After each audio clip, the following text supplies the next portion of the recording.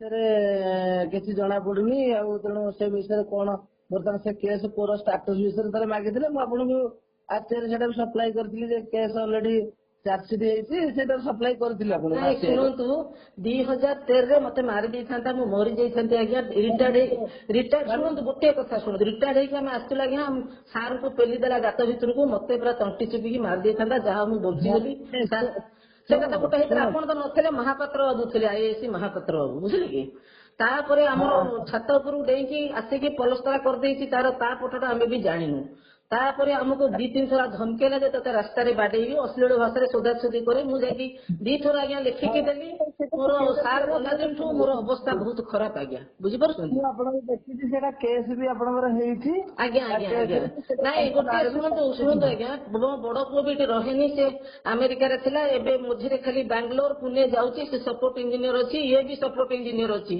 America କମ୍ପାନୀରେ ଆଜ୍ଞା ଆଉ ଇଏ ମତେ କଣ ଟିକେ କଣ ବଡ ଭାଇ ସାଙ୍ଗେ କଥା ହଉଥିଲା ଯେ କଣ ସାର୍ କହିଲେ ମେଣ୍ଟାଲିଆ ଆଉ ଉଠେଇ ଆଣିବି ଏମିତି ଗୋଟେ କଣ କହୁଥିଲା ମତେ ମନ ଦୁଃଖ କରି କହୁଥିଲା ସେ ବୁଝିପାରୁଛନ୍ତି କାହାକୁ କହିଲେ ମୋ ସାନ ପୁଅକୁ ଆପଣ କହିଲେ ଯେ ନାଇଁ ମେଣ୍ଟାଲିଆ ତାର ପାଗଳ କଣ ଆଉ ଉଠେଇ ଆଣିଥାନ୍ତି ଜବରଦସ୍ତି ଏମିତି ସେ ଯୋଉ ଜିମ୍ ର ଗୋଟେ କଣ ଗଣ୍ଡଗୋଳ ହେଇଥିଲା ଆଜ୍ଞା ବୁଝିଲେ ଆପଣଙ୍କ ସାନ ପୁଅ ସହିତ ତ କେବଳ ଆପଣଙ୍କ ବଡ ପୁଅ ସାନ ପୁଅ ଯେତେବେଳେ ମିଶିକି ଆସିଥିଲେ ସେଇ ସମୟରେ ହିଁ ଦେଖା ସେତିକି ବେଳେ ଆଜ୍ଞା ଆଉ ମୁଁ ତାକୁ ବୁଝେଇଲି ମୁଁ ଛାଡ ଆଉ ସେ ତ ତୁ କଣ ଚପଲ ପିନ୍ଧିକି ଚାଲି ଯାଇଥିଲୁ ସେ ତ ଆଜ୍ଞା ମୁଁ ତାକୁ ବୁଝେଇ ଦେଇଥିଲି ମୁଁ ଛାଡ ସେ କଥା ଛାଡ ଆଉ ନନା ତ ଗଲା ସବୁ ବୁଝିବାଝି ଦେଇକି ଗଲା କଣ ଅଛି ତୁ ତୋର ଚାକିରିରେ ତୋର ଫୋକସ କର ସାନ ପୁଅ ଯୋଉଦିନ ଆପଣ ସାନ ପୁଅକୁ ମୁଁ ଗୋଟିଏ ଥର ଦେଖିଛି ଯୋଉଦିନ ଆପଣଙ୍କ ବଡ ପୁଅ ସାନ ପୁଅ ସେଇଦିନ ଆଜ୍ଞା ସେଇ କଥାଟା କହୁଥିଲା ଆଜ୍ଞା ସେଇ କଥାଟା ମୁଁ ଆପଣଙ୍କୁ ତାଙ୍କୁ କୋଉଦିନ କହିଛି ଆପଣ ମେଣ୍ଟାଲିଟା ଉଠେଇକି ଆଣିଥାନ୍ତି ସାନ ପୁଅକୁ ଆପଣ ବଡ ପୁଅଙ୍କୁ ପଚାରନ୍ତୁ ତ ମୁଁ କହିଛି ପୁରା ନାଇଁ କଣ କହିଲେ ଇଏ କଣ ଜୀବନୀ କହୁଥିଲା ଆପଣ କହିଲେ ମାନେ ମୁଁ ଗାଡିରେ ଉଠେଇ ଆଣିଥାନ୍ତି ନା କଣ ଟିକେ କଣ କହିଲେ ଯୋଉ ମାଇଣ୍ଡ ଟା ମେଣ୍ଟାଲ ଟେଷ୍ଟ କରିକି ଜିମ୍ ରେ ଭର୍ତ୍ତି କରିବା କହିବା କଥା ଯଦି ପୋଲିସ ଜଣକୁ ଡାକୁଛି ଜଣେ ଆସିବ ଯିବା କଥା ପୋଲିସ ବାଧ୍ୟ ହେଇକି କେସ୍ କରିବ କେସ୍ କରି ଯାଇକି ହଉ ଶୁଣ ଏବେ ବର୍ତ୍ତମାନ କଣ ହେଇଛି କୁହନ୍ତୁ ଏବେ ବର୍ତ୍ତମାନ ମୁଁ ତ ଦେଖିନଥିଲି ମୁଁ ଆଜି ହଠାତ୍ ମେଲ ଦେଖିଲା ବେଳକୁ ଥାନା ମେଲ 50-52ଟା ଖଣ୍ଡେ ମେଲ ହେଇକରି ସେ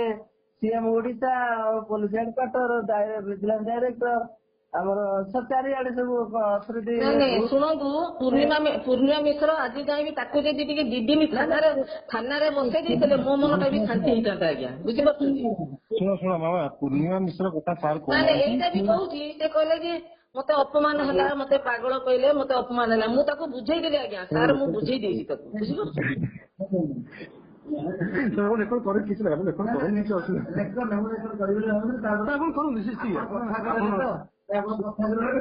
କିଛି ମାମା ଆରେ ତମେ ଶୁଣ ପୂର୍ଣ୍ଣିମା ମିଶ୍ର କଥା କଣ ଲେଖିଛି ତ ସେ ଆମେ ତ ଜାଣିନୁ ଆମେ କଣ ମୁଁ କଣ ବତେଇ ଦେଇଛି ତାକୁ ବୁଝେଇଦେଲେ ହବ ବୁଝେଇବି ଯାଇଛି ଶୁଣ ମୋ କଥା ଶୁଣ ମା ଆମର କାଲି ଆମର କାହା ସାଙ୍ଗେ ଝଗଡା ହବ ମୁଁ ସାର ବାବୁ ଆସିବି ସେ ମୋ କଥା ବି ଶୁଣିବେ ବୁଝିପାରୁଛ ବାବା ବି ଥାନାରେ ଥିଲେ ଗୋଟେ ଗୁଡୱିଲ୍ ନେଇକି ତମ ସମସ୍ତଙ୍କ ସାଙ୍ଗରେ ଗୋଟେ ଶ୍ରଦ୍ଧାରେ ଚଳିବା କଥା ଆଉ ସେଇ କଥା ଜିନିଷ ବହୁତ ସମସ୍ତଙ୍କ ସାଙ୍ଗେ ସ୍ନେହ ଶ୍ରଦ୍ଧାରେ ଚଳିବା କଥା ଏଇଆ ଟିକେ ପୋଲିସ ବାଲା ତ ଆମର କୋଚି ବୁଝିଲେନି ବାପା ସେଇ ଡିପାର୍ଟମେଣ୍ଟରେ ଥାଇକି ବୁଝିଲେନି ଶୁଣ ପୋଲିସ ବାଲା ଶୁଣ ଏବେ ଯୋଉ ରିସେଣ୍ଟଲି ସେ କହିଲା ମୁଁ ଘରେ ମଦୁଆ ପୁରେଇ ଦେବି ଏବେ ପୁରେଇଥିଲା କହିଲା ଯେ ମଦୁଆ ପୁରେଇ ଦେବି ତାପରେ ରାସ୍ତାଟା ମୋ ନାଁରେ ନେଇଯିବି ଦୁନିଆ ଧମକା ଚମକା କରୁଥିଲା ଆଜ୍ଞା ଶୁଣ ସାର୍ କହିବା କଥା କି ଆଜ୍ଞା ରାସ୍ତାଟା ନେଇଯିବାଟା କଣ ସମ୍ଭବ କି ମୁଁ ତାଙ୍କୁ କହିଲି କି ସେ କହିଦେଲା ଠିକ ଅଛି ନାଇଁ ଠିକ ଅଛି ଯେ ମୋ ହଜବେଣ୍ଡ ଚାଲି ଯାଇଛନ୍ତି ମୁଁ ଗୋଟେ ସିନିୟର ସିଟିଜେନ ଲେଡି ସବୁବେଳେ ଧମକେଇବାଟା ଭଲ କି ପିଲାମାନେ ଘରେ ରହୁନାହାନ୍ତି ଇଏ ହେଲା କଥା ତାର ଅସାମାଜିକ ଲୋକ ସବୁ ଘରେ ଭର୍ତ୍ତି ହଉଛନ୍ତି ଇଏ ହେଲା କଥା ମାମା ସେଇ ଜିନିଷଟା ଗୋଟେ ଡିଫରେଣ୍ଟ ମ୍ୟାଟର ମୁଁ ଜାଣୁଛି ଏଇଟା ବି ଡିଫରେଣ୍ଟ ମ୍ୟାଟର ଗୋଟିଏ କଥା ହେଲା ଯଦି ସେ କଣ ଲେଖିଛି ମୁଁ ତ ଜାଣିନି ସେ ତ କଣ ବାହାରକୁ ଯାଇଛି କି କଣ ମୁଁ ଆସୁ ପଚାରିବା ତୁ ପଚାରିବୁ କି ମୁଁ ପଚାରିବି ଆଉ କଣ କରିବା ମୁଁ ତ ଭଲ କି ବିଶେଷ ଜାଣିନି ବୁଝିପାରୁଛୁ କି ଶୁଣ ମାମା ଶୁଣ ମୁଁ କହୁଛି ସିଏ ଯୋଉ ମାମା ସିଏ ମୁଁ ତମକୁ କହୁନଥିଲି ସିଏ ମତେ କହୁଥିଲା ମୁଁ ଯାଉଥିଲି ଦିନେ କୁଆଡେ ଗୋଟେ ସେ କଣ ଲେଖୁଛି ବୋଲି ମୁଁ ତମକୁ କହୁଥିଲି ମନ ଥିବ ମୁଁ ତ ମନା କଲି ପୁରା ମୁଁ ଲେଖ ନା କିଛି ମନା କରୁଛି ଇଣ୍ଟେନ୍ସିଟି ଟା ମୁଁ ଜାଣିଛି କିଏ ଜାଣିଛୁ ଆମେ କଣ ଜାଣିଛୁ ଯେଝା କାମରେ ଯେଝା ବ୍ୟସ୍ତ ଅଛନ୍ତି କଣ କହୁଛନ୍ତି ସାର୍ କଣ କହୁଛନ୍ତି obviously he is not happy sir ଏବେ କଣ କହୁଛନ୍ତି?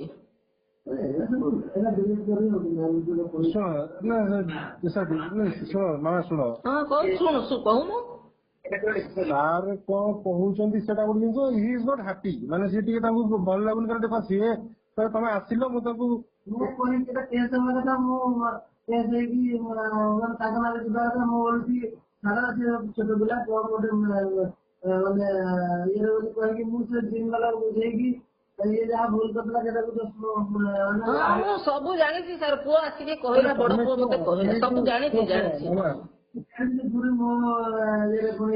ମାମା ସିଏ ଯୋଉ ଆର୍ଗୁମେଣ୍ଟ ଦଉଛି କି ପୂର୍ଣ୍ଣିମା ମିଶ୍ର କାହିଁ କିଛି କଲେନି, ମତେ ଡାକିକି ନେଇ ଗଲେ, ସେଇଟା ଆପେଲ ଆଣ୍ଡ ଅରେଞ୍ଜେସ୍ କମ୍ପାରିଜନ।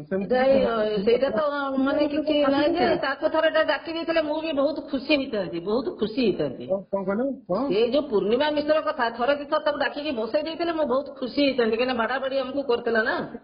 ଏଇଟା ହେଲା ଘଟଣା। ଆଉ ଏଇଟା ବି କଣ ଲେଖିଥିବି ଆମେ ତାକୁ ବୁଝେଇଦବା, ଆଉ କଣ କରିବା। ଆଉ କିଛି ଏବେ ବି ତମେ ମଝିରେ ଆସିକି ଦେଇଥିଲ।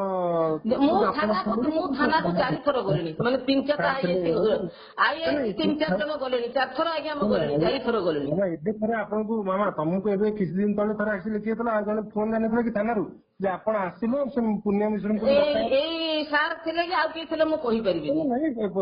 ସାର୍ ଥିଲେ, କିନ୍ତୁ ସାର୍ ହ୍ୟାଣ୍ଡଲ ନ କରିଥିବେ, ଆଉ କିଏ ତାଙ୍କର ସବର୍ଡିନେଟ୍ କଲ୍ କରିଥିବେ। ଦାସ ବାବୁ ଥିଲେ ପରା, ଆମେ ଦେଇକି ଆସିଥିଲେ ତୋର ମୋର ଯାଇକିରି।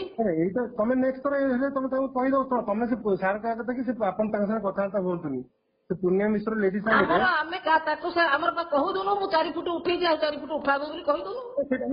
ତମେ ତମ ଛାତରେ ଉଠେଇବ। ନାଇଁ ସେତେବେଳେ ବି ଗଣ୍ଡଗୋଳ କରିପାରେ, ସେତେବେଳେ ଗଣ୍ଡଗୋଳ ଶୁଣ ବାବା, ଶୁଣ, ତମେ ତମ ଛାତରେ 4 ଫୁଟ ଛାଡିକି 8 ଫୁଟ ପାଚିରି ଉଠାଅ, ତଥାପି ସେ କରିବ। ସାର୍ ଜାଣିନାହାନ୍ତି ତା ପ୍ରକୃତି, ସେ କରିବ, ବୁଝିପାରୁଛୁ କି? ତେଣୁକରି ସବୁବେଳେ ତ ଲାଗିଛି। ଯଦି ଚାଣ କଣ ଲେଖିଛି ମୁଁ ତ ଭଲ କରି ଜାଣିନି, ମୁଁ ତାକୁ ପଚାରିବି, ନହେଲେ ଆଉ ଦେଖିବା କେତେବେଳେ। ଏବେ ପଚାରନି, ମୁଁ ଗଲେ ପଚାରିବ। ହଉ ନାଇଁ, ମୁଁ କିଛି ପଚାରିବି କଣ ନାହିଁ ମୁଁ ଜାଣିନି, ସିଏ ଗଲେ ମୁଁ ପଚାରିବ। ଯେ ବେସିକାଲି ଦେଖ ଜିନିଷ କଣ କହିଲ, ଲେଖିବାଟା କମ୍ପ୍ୟୁଟର ବସି ଲେଖିବାଟା ଇଏ ଯେ didn't go down well with police basically. They didn't like it. Obviously they didn't like it. ଜିନିଷ ହଉଛି କଣ, ସେ କଣ ଚାହୁଁଛି କଣ ଚାହୁଁ ମୁଁ ଜାଣିପାରୁନି। ତୁ ଇଏ କରନା। ସେ ଯୋଉ କଣ କହିଲେ ଯେ ମାନେ ଯୋଉ ଜିମ୍ସ ରେ ଏଣ୍ଟ୍ରି କରିବା ପୂର୍ବରୁ ମେଣ୍ଟାଲ କଣ ଯୋଉ ମାଇଣ୍ଡ ଟାକୁ ଚେକଅପ୍ କରିକି ଭର୍ତ୍ତି କରିବା କଥା ନା କଣ, ଏମିତି ଗୋଟେ କହୁନଥିଲା ସେ। ମାମା ଶୁଣ ସାର୍ ଡାକିଲେ, ସେ ଆସିଲାନି। ସାର୍ କହିଲେ କି ନ ଡାକିଲେ ସେ ଉଠେଇ ନେଇ ସେ ପୋଲିସ ହିସାବରେ ଯିବା କଥା, ଡାକିଲେ ଯିବା କଥା ନା, ଯିବା କଥା। ସେ ଆସିଲାନି, ଯିବିନି, କଗ୍ନିଜିବଲ ଅଫେନ୍ସ ନୁହଁ। ସବୁ କଣ କଗ୍ନିଜିବଲ ଅଫିସରେ ଖାଲି ଡାକନ୍ତି, ନନ୍ କଗ୍ନିଜିବଲ। ମୁଁ ଯିବି ଥାନାକୁ, ଏବେ ଯିବି, ମୁଁ ଯିବି। ତମେ ଆସିକି କଣ କରିବ ଆଜ୍ଞା? ମୁଁ ଯିବି କି ପଚାରୁଛି? ତମେ ଆସିବ କଣ ପାଇଁ? ଆସିକି ଖରାରେ କଣ କରିବ? ମୋ ଦେହ ବି ଭଲ ନାହିଁ ନା, ମୋ ଦେହ ଅସୁସ୍ଥ। ଆପଣ ଡାକିଦେଲେ ଭଲ କଲେ, କିଛି ଇଏ ନାହିଁ।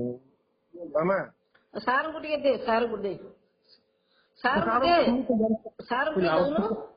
ସେ ଲାଉଡ ସ୍ପିକର ଅଛନ୍ତି ପରା, ମୁଁ କହୁଛି। ହଁ ସାର୍ଙ୍କୁ କହିବ, ମୁଁ ଭୁଲ ମାଗୁଛି, କ୍ଷମା ମାଗୁଛି, ମୁଁ ଆଉ କଣ କରିବି କହୁନାହାନ୍ତି। ସେ କଥା କାହିଁକିନା ମୁଁ 3 ବର୍ଷ ହେଲାଣି ଆଜ୍ଞା ବହୁତ କଷ୍ଟରେ ଅଛି, ଶଯ୍ୟାଶାୟୀ, ଘରେ ରୋଷେଇ ହେଇପାରୁନି। ବଡ ପୁଅ ରୋଷେଇ କରୁଛି, ନହେଲେ ହୋଟେଲରୁ ଆସୁଛି। ସେ ପୁଣି ମଝିରେ ମଝିରେ ପୁଣି ଆଜ୍ଞା ପଳଉଛି, ପୁଣି ଆମେରିକା ଯିବ ବୋଲି 10 ଥର କଲ୍ ଆସିଲାଣି। ସେ ଆଭଏଡ୍ କରିକି ରହିଛି ଆଜ୍ଞା। ଆଉ ରୋଷେଇ ବି ଆମର ହେଇପାରୁନି ଆଜ୍ଞା, ମୁଁ ମାନେ ରୋଷେଇ ବି କରିପାରୁନି, ଦୁଲଦାଲ ହେଇକି ପଡୁଛି, କଣ କରିବି? ତାପରେ ପୂର୍ଣ୍ଣିମା ମିଶ୍ରକୁ ମୋର ଭୟ, ସେ ବି ଗୋଟେ ଭୟ। ତାପରେ ଏଇ ଯୋଉ ଜିମ୍ କେସ୍ ହେଲା, ମତେ ପୁରା ଥରିଲି, ମୁଁ ଘରେ ଥରିଲି ଖାଲି। ମୁଁ ପୁରା ଥରିଲି, ଘରେ ଥରିଲି। ନାଇଁ ଜିମ୍ ଯୋଉଦିନ ଯୋଉ କଥା ହେଲା, ମୁଁ ଘରେ ପା ଥରିଲି, ମୁଁ ଖାଇବା ପିଇବା ବନ୍ଦ କରିକି ଥରିଲି ଖାଲି। ମତେ କଣ ଭଲ ଲାଗୁଛି ଏଗୁଡାକ? ଆଉ ସେ ପୂର୍ଣ୍ଣିମା ମିଶ୍ର ତ ମତେ ଡରେଇ ଧମକିକି ରହୁଛି, ସେ ଗୋଟେ ଡର। ସବୁବେଳେ ବାଡିବ କି ପିଟିବ, କଣ କରିବ, ସେ ଗୋଟେ ଡର।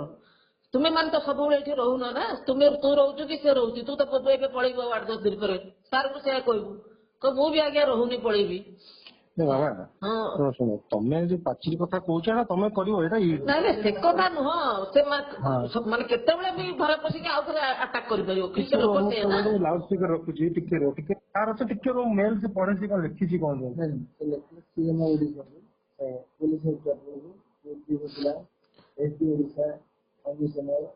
Principal secretary governor